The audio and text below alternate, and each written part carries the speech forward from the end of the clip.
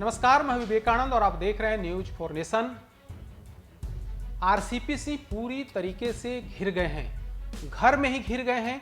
पहले उन्हें राज्यसभा नहीं भेजा गया, मंत्री पद चली गई और अब संपत्ति के मामले में पूरे तौर पर घिर गए हैं। स्थिति ऐसी हो गई है कि न सिर्फ पार्टी के अंदर उन पर कार्रवाई हो सकती है, इसके बाद उन पर जांच भी बैठ सकती है, क्योंकि अकूत संपत्ति अर्जित करने का खुलासा हुआ है। पहली दफा ऐसा हुआ कि जेडीयू ने अपने नेता के खिलाफ ही जांच बिठाई। जेडीयू ने अपने आरसीपी की पूरी कुंडली खंगाल डाली और यह काम किसी दूसरे ने नहीं बल्कि आरसीपी के गृह जिले नीतीश कुमार के गृह जिले नालंदा के लोगों ने ही कर दिखाया है। जेडीयू के दो नेताओं की तरफ से पत्र प्रदेश के अध्यक्ष उमेश कुशवाहा के पास आया और उसके बाद राष्ट्रीय नेतृत्व से सलाह मशविरा के बाद आरसीपी पर शिकंजा कस दिया गया है। उमेश कुशवाहा ने बाजाबता 4 तारीख को यानी कि 4 अगस्त को आरसीपी को एक पत्र भेजा, जिसमें तमाम बातों का जिक्र किया गया और कहा गया कि हमें जेडीयू के कार्यकर्ता की तरफ से परिवाद प्राप्त हुआ है, जिस पर 2013 से लेकर के 2022 तक आपके द्वारा अकूत संपत्ति अर्जित की गई है, उसका बाजाबता कागजात पेश किए गए हैं। ऐसे में आप स्पष्टीकरण दीजिए कि आपने इतनी संपत्ति कहां से बनाई, क्योंकि चुनावी हलफनामे में भी इन तमाम बातों का जिक्र आपके द्वारा नहीं की गई है। आखिर कौन से वो शख्स थे जिनके द्वारा इतने बड़े नेता यानी कि नीतीश कुमार के बाद सबसे बड़ा नेता के तौर पर आरसीपी को जाना जाता था, उनकी ऐसी दुर्दशा हो गई कि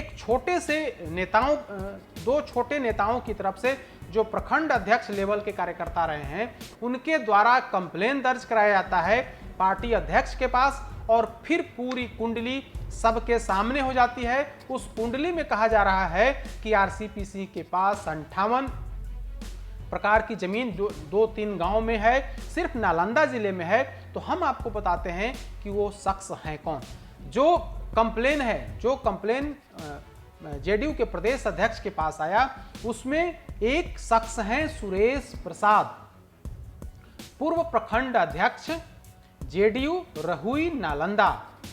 यानी कि सुरेश प्रसाद सिंह की तरफ से पूरी जानकारी, ऑफिशियली जानकारी जो है प्रदेश अध्यक्ष उमेश कुशवाहा को दी गई। उसके अलावा एक और नाम है संजय कुमार पटेल उर्फ राकेश कुमार। ये दोनों नालंदा के रहने वाले हैं और इन्हीं दोनों की तरफ से पूरी जानकारी 8 पन्नों की जानकारी जो है वो प्रदेश अध्यक्ष 7 पन्नों की जानकारी प्रदेश अध्यक्ष को दी गई, जिसमें 58 संपत्ति के बारे में जानकारी दी गई है।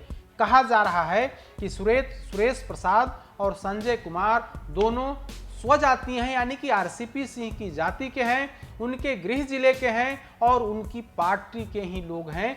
इन्हीं दो लोगों ने बाजाबता कंप्लेन दर्ज किया प्रदेश अध्यक्ष के पास। इसके बाद राष्ट्रीय नेतृत्व यानी कि ललन सिंह हरकत में आए। प्रदेश अध्यक्ष ने अपने राष्ट्रीय अध्यक्ष से सलाह मशविरा की और इसके बाद गाड़ी यानी कि जांच की गाड़ी या फिर सो कॉज पूछने की गाड़ी आगे बढ़ी और 4 तारीख को बाजाबता पत्र जारी किया गया।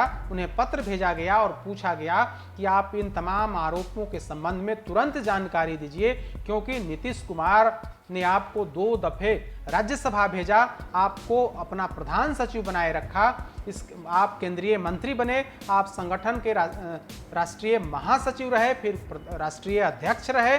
ऐसे में यह जिम्मेदारी बनती है कि आप इन तमाम आरोपों के संबंध में अपना पक्ष रखें।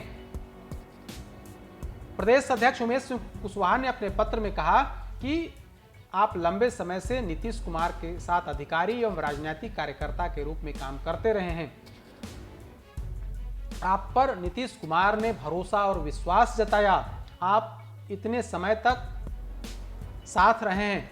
आप अवगत हैं कि हमारे नेता भ्रष्टाचार को लेकर के जीरो टॉलरेंस पर काम करते रहे हैं। इतने लंबे सार्वजनिक जीवन के बावजूद नेता पर कभी कोई दाग नहीं लगा, न उन्होंने कोई संपत्ति बनाई। ऐसे में आपके पास जो 58 संपत्ति है, जिसमें बेटी लिपि सिंह, लता सिंह और आपकी पत्नी गिरिजा सिंह के नाम पर जो संपत्ति है, उस संपत्ति के बारे में आप स्पष्ट जानकारी दीजिए और तब हम आगे जाकर के उस पर हम कोई कार्रवाई करेंगे। लेकिन पक्ष मांगा गया और जो जानकारी है उसके अनुसार आरसीपी ने अपना पक्ष अब तक नहीं दिया है। मीडिया में यह खबर बड़ी तेजी से फैली है। जेडीयू के नेता अभी साफ साफ बोलने से बच रहे हैं। कहा जा रहा है कि आरसीपी अपने गांव में है, वहां पर पूरे तौर पर चुप्पी साध ली है, किसी से मुलाकात नहीं कर रहे हैं। लेकिन उनके अगल बगल के ही दो नेताओं ने उनकी पूरी पोल पट्टी खोल करके रख दी है। दो नेताओं के कंप्लेन के बाद नेतृत्व हरकत में आया और उनसे स्पष्टीकरण की मांग की गई। लेकिन इस पूरे प्रकरण में कहीं न कहीं आरसीपी लपेटे में आ गए हैं। अब वे क्या जवाब देंगे, अपनी क्या सफाई देंगे, यह तो आने वाला वक्त ही बताएगा। लेकिन जेडीयू के दो नेताओं ने पूरी कुंडली, कहा जा रहा है कि 2005 से लेकर के 2020 तक या फिर 2022 तक की पूरी पोल खोल करके रख दी है। अधिक अपडेट्स के लिए देखते रहिए न्यूज़4नेशन। नमस्कार।